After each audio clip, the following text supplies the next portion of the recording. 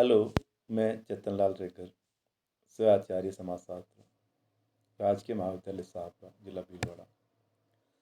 मैं आज आपको बीए पार्ट फर्स्ट के प्रथम प्रश्न पत्र के अंतर्गत समाजीकरण क्या है, इसके संदर्भ में हम चर्चा करेंगे। समाजशास्त्र में समाजीकरण नामक जो अवधारणा है का प्रयोग जो हम उन प्रक्रियाओं के लिए किया जाता है जिसके द्वारा व्यक्ति को सामाजिक और सांस्कृतिक संसार से परिचित कराया जाता है। अर्थात इस अर्थ में यह है कि इस विधि में एक संस्कृति को एक पीढ़ी से दूसरी पीढ़ी में हस्तांतरित किया जाता है। इसके द्वारा ही व्यक्ति अपने समूह एवं समाज में जो मूल्य हैं, रीतियां हैं, लोकाचार है, जनरीतियां हैं, सामाजिक उद्देश्य हैं, आदर्श हैं, उन सबको सीखता है। तो सामाजिकरण की जो विशेष विभिन्न परिभाषाएं हैं वो यहाँ पे हम बता रहे हैं, जिससे भी और ये स्पष्ट हो जाएगा सामाजिकरण क्या है। तो सबसे प्रथम हम नाम लेते हैं W.H. ग्रीन का। तो ग्रीन ने समाजीकरण की परिभाषा देते हुए उन्होंने लिखा है कि समाजीकरण वह प्रक्रिया है जिसके द्वारा बच्चा सांस्कृतिक विशेषताओं, आत्मपन और व्यक्तित्व को प्राप्त करता है। इसी प्रकार गिलिन एवं गिलिन ने कल्चरल सोशियोलॉजी नामक पुस्तक में डिफाइन किया और परिभाषित दी है कि समाजीकरण से तात्पर्य उस प्रक्रिया से है जिसके द्वारा व्यक्ति समूह में एक क्रियाशील सदस्य बनता है और समूह की गतिविधियों में समन्वय स्थापित करता है, उन परंपराओं का ध्यान रखता है और सामाजिक परिस्थितियों से अनुकूलन करके अपने साथियों के प्रति सहन शक्ति की भावना विकसित करता है। इसी प्रकार किम्बाल यंग ने भी लिखा कि समाजीकरण वह प्रक्रिया है जिसके द्वारा व्यक्ति सामाजिक एवं सांस्कृतिक क्षेत्र में प्रवेश करता है तथा समाज के विभिन्न समूहों का सदस्य बनता है और जिसके द्वारा उसे समाज के मूल्यों और मानकों को स्वीकार करने की प्रेरणा मिलती है। तो इस प्रकार से हमने 3 परिभाषाएं अलग अलग वैज्ञानिकों के संदर्भ में आपसे चर्चा की।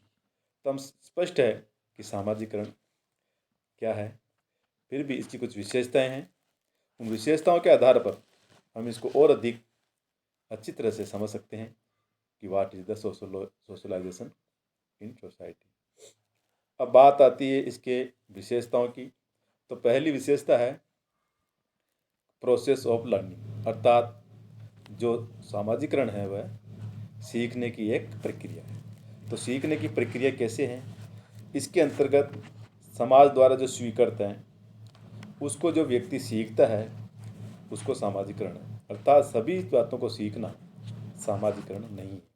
उदाहरण के लिए यदि एक व्यक्ति चोरी करना या कक्षा से भाग जाना या गाली देना सीखता है तो उसे हम सामाजिकरण नहीं कहते, क्योंकि ये क्रियाएं समाज द्वारा स्वीकृत नहीं है और न ही इन्हें सीख करके व्यक्ति समाज का एक क्रियाशील सदस्य बनता है। अर्थात सामाजिकरण एक स्वीकृत समाज द्वारा नियमों को सीखने की प्रक्रिया बताया।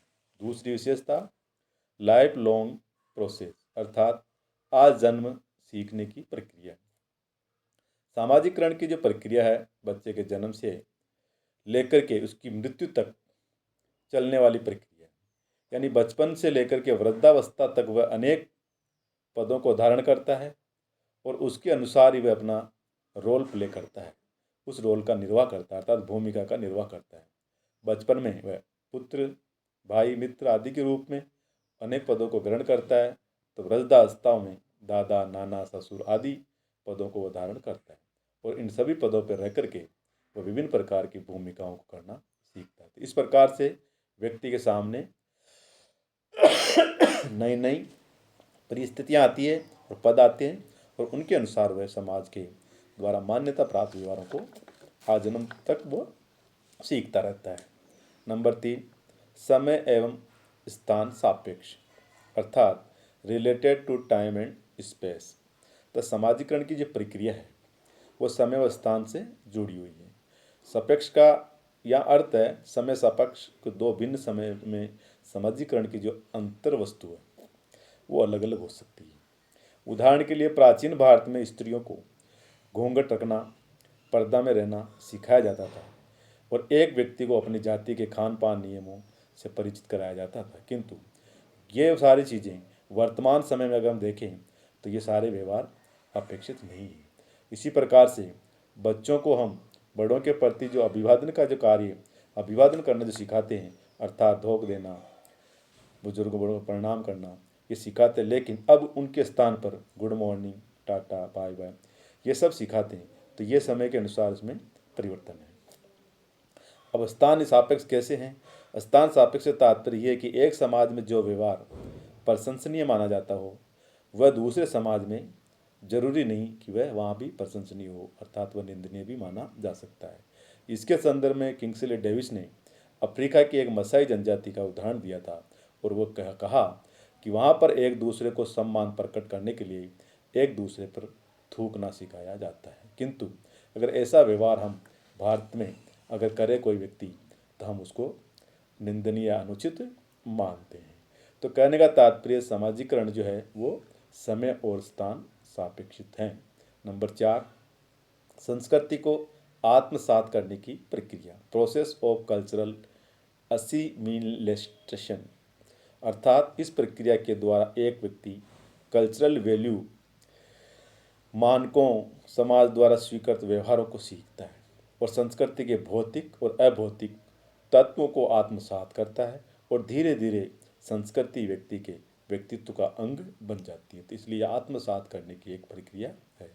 अर्थात नंबर 5 है समाज का कार्यात्मक सदस्य बनने की प्रक्रिया, process of the becoming a functioning member of society, अर्थात सामाजिकरण की प्रक्रिया के द्वारा व्यक्ति सामाजिक कार्य में भाग लेने योग्य बनता है। इसी के द्वारा वह प्राणी शास्त्रीय से सामाजिक प्राणी में बदल भी जाता है। किस पद पर रहकर किस परिस्थिति में कैसा व्यवहार करना चाहिए ये सब सामाजिक संपर्क से ही वह सीखता है और संपर्क से ही व्यक्ति की अपेक्षा लोगों के अनुसार व्यवहार करना सीखता है। तो सर जो फंक्शनल मेंबर जो बनता है वो सोसाइटी का, वो सब संस्कृति के परिणाम स्वरूप भी बन पाता है। नंबर 6 है डेवलपमेंट ऑफ द सेल्फ, अर्थात स्वयं का या आत्म का विकास। समाजीकरण के द्वारा व्यक्ति के आत्म का विकास भी होता है। व्यक्ति अपने प्रति जागरूकता लाता है, वह जानने लगता है कि दूसरे उसके बारे में क्या सोचते हैं। इसी प्रकार सांस्कृतिक स्थानांतरण, कल्चरल ट्रांसमिशन, समाजीकरण के द्वारा व्यक्ति के आत्म का विकास तो होता ही है, साथ ही साथ वह समाज में रह करके अपनी संस्कृति को एक पीढ़ी से दूसरी पीढ़ी में पहुंचाता है। नई पीढ़ी पुरानी पीढ़ी को क्या करती है? संस्कृति को ग्रहण करती है। इस संदर्भ में डेविस ने कहा था स्थानांतरण की इस प्रक्रिया को बिना समाज अपनी निरंतरता बनाए नहीं रख सकता, अर्थात न ही संस्कृति जीवित रह पाएगी। अगर समाज संस्कृति जीवित रखना चाहता है तो उसके लिए इस स्थानांतरण की प्रक्रिया को अपनाना पड़ेगा, वह नहीं तो व्यक्ति के मृत्यु के साथ ही संस्कृति समाप्त हो सकती है। तो इस तरह से सामाजिकरण की जो विशेषताएं हैं उससे हमें स्पष्ट हो चुका है कि सामाजिकरण क्या है। सामाजिकरण एक सीखने की प्रक्रिया है जिसके अंतर्गत समाज में द्वारा जो भी स्वीकृत प्रतिमान है, वैल्यूज़ है, व्यवहार है, उनको व्यक्ति सीखता है, आजन्म तक सीखता है और एक समूह से दूसरे समूह और एक पीढ़ी से दूसरे पीढ़ी में इसको स्थानांतरित करते हैं। और ये सारे की सारी जो प्रक्रियाएँ हैं स्थान और समय के सापेक्ष बताई गई है। तो दोस्तों ये विशेषताओं के संदर्भ में चर्चा हुई। इसके कुछ ऑब्जेक्ट्स भी हैं अर्थात एम्स भी हैं, कुछ उद्देश्य हैं जो हम उस पर हम संक्षिप्त चर्चा कर सकते हैं। तो 4 प्रकार के उद्देश्य सोशलाइजेशन के ब्रूम एथेजनिक ने बताए थे। उन्होंने कहा था कि सामाजिकरण का जो उद्देश्य होता है वो पहला है, वह है आधारभूत नियमबद्धता का विकास। सामाजिक जीवन को सुचारू रूप से चलाने के लिए अनुशासन एवं नियमबद्धता आवश्यक है। मानव की प्राकृतिक प्रेरणाएं उसे नियमहीन व्यवहार करने को प्रोत्साहित करती है।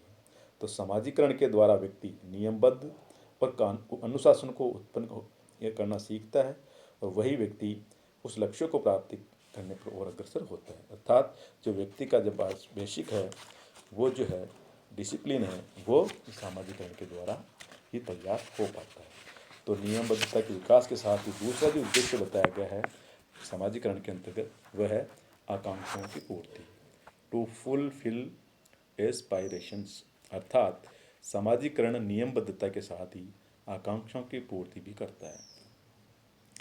अनुशासन स्वयं ही व्यक्ति को कोई पुरस्कार नहीं देता और देकर, बल्कि आकांक्षाओं की पूर्ति में सहायक होता है। समाज सामान्य संस्कृति मूल्यों का संचारण नहीं करता बल्कि विशिष्ट आकांक्षाएं भी पैदा करता है। जैसे धर्म कुछ लोगों में पुरोहित बनने की इच्छा पैदा करता है।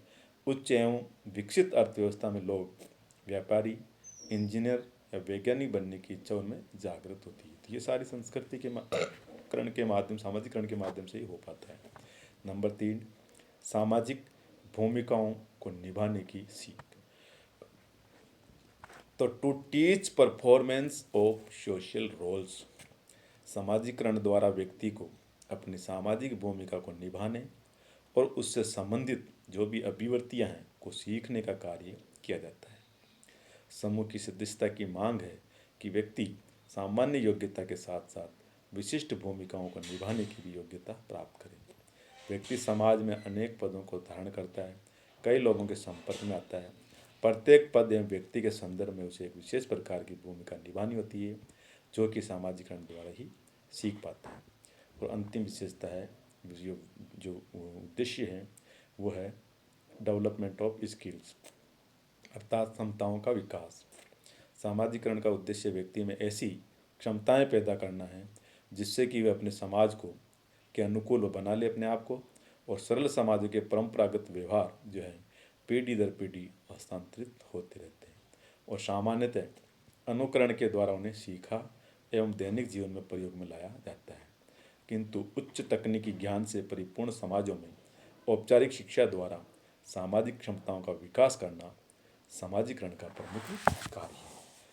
तो थैंक यू मित्रों, आज इतना ही, बढ़ेंगे उसके आगे कल।